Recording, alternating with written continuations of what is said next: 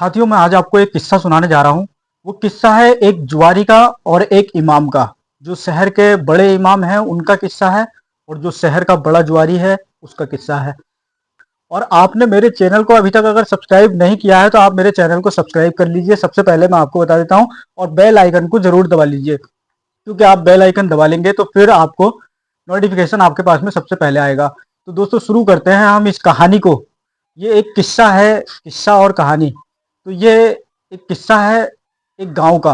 एक गांव में एक बहुत बड़ा जुआरी रहता था, और उस जुआरी का काम सिर्फ जुआ खेलना था, सट्टा खेलना था, अय्याशियां करनी थी, शराबें पीनी थी, और दूसरों की लड़कियों पर गंदी गंदी नजर रख करके उनके साथ में गलत गलत काम करता था। तो जब एक इंसान हराम खाता है, हराम पीता है, तो हराम काम करने में उसको कोई दिक्कत नहीं होती है। तो वो सारे हराम काम करता था। जुए से पैसे कमाए हुए वो हराम, सट्टे से पैसे कमाए हुए वो हराम। और जब हराम तुम्हारे पेट में जाएगा तो फिर सारे हराम काम होंगे, क्योंकि जब तुम्हारे पेट में हराम चले गया तो फिर आप कोई अच्छा काम नहीं कर सकते, आप कोई हलाल काम नहीं कर सकते। तो उसी को लेकर के उसका सिर्फ, जितने भी गांव के लोग थे सभी गांव के लोगों को ये पता था कि ये शख्स जो है ये सिर्फ हराम काम करता है और हराम की ही दौलत इसके पास में इकट्ठा है। सभी गांव वालों को ये मालूम था। एक समय ऐसा आया कि उस शख्स ने अपने घर पर कोई प्रोग्राम रखा, और उस शख्स, जुआरी शख्स के घर पे एक प्रोग्राम रखा गया, और उसने बहुत भव्य प्रोग्राम रखा। भव्य प्रोग्राम इसलिए रखा क्योंकि हराम की बेतहाशा दौलत है उसके पास में, इसलिए उनने भव्य एक प्रोग्राम रखा। और उसने गांव वालों की सभी की दावत करी, और सभी की दावत करने के बाद में उसने अपने घर, अपने मोहल्ले में, अपने गांव में पकवान बनाना शुरू कर दिए। पकवान बन रहे थे। उसी गांव में एक जिंदा दिल इंसान भी रहता था। उससे रहा नहीं गया, उसे पूरी जानकारी थी कि ये शख्स हराम की दौलत कमाता है, क्या मैं इसकी दौलत को खाऊंगा, कहीं मेरे पेट में भी हराम का लुकमा जाएगा तो मैं भी हराम काम तो नहीं करने लगूंगा। खुदा का खौफ था उसके दिल में। लिए जो गांव के इमाम थे बड़े, उन इमाम के पास में वो वहां मस्जिद में पहुंचा वो शख्स, और उसने जाकर के इमाम साहब के सामने तलब हुआ और उनसे पूछा इमाम से कि इमाम साहब, ऐसा ऐसा मामला है, शहर का एक बहुत बड़ा जुआरी शख्स है और जुआ, सट्टा, अय्याशियां, शराब, सारे हराम काम करता है जो अल्लाह को नापसंद है, और उसी से, हराम कामों से वो दौलत को इकट्ठा कर रखा है, उसने जोड़ रखा है।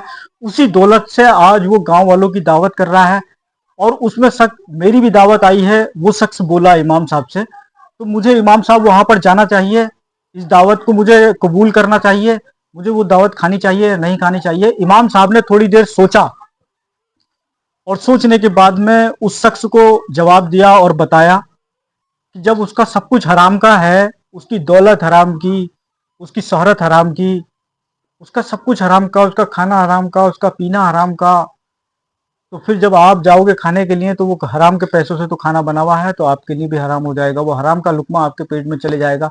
लिहाजा आप वहां पर दावत खाने ना जाएं। इमाम साहब ने उस शख्स से ऐसा कह दिया।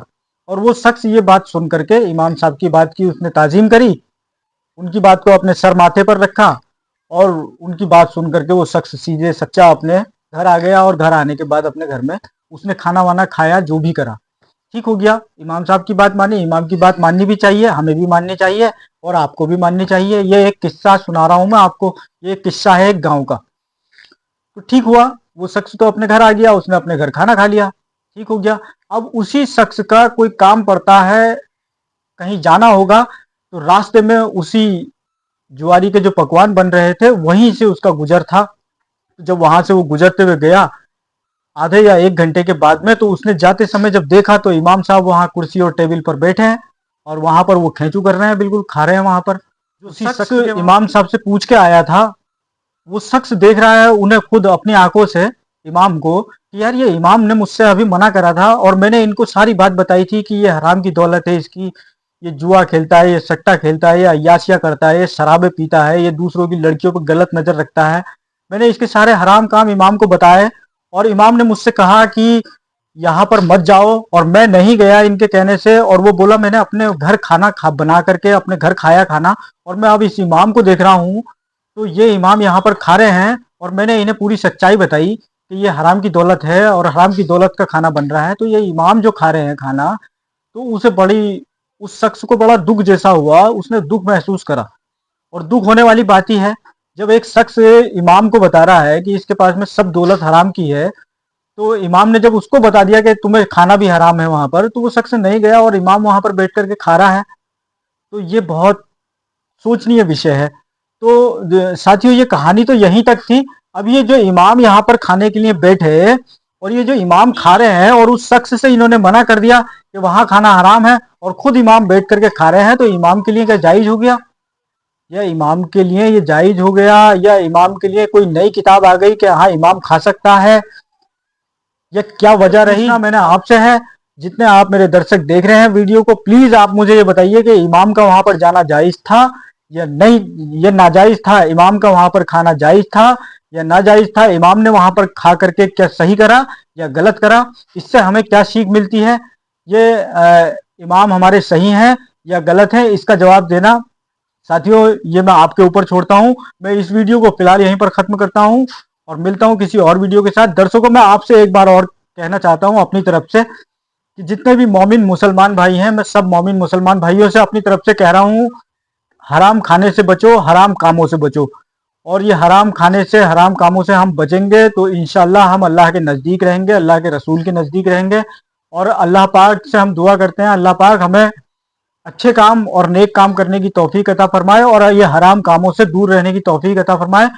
और ये जो इमाम साहब ने करा है, क्या ये इमाम साहब ने गलत करा है या सही करा है? दोस्तों आप मुझे कमेंट करके जरूर बताएं। इस वीडियो को फिलहाल मैं यहीं पर खत्म करता हूं दोस्तों, मिलता हूं किसी और वीडियो में। धन्यवाद।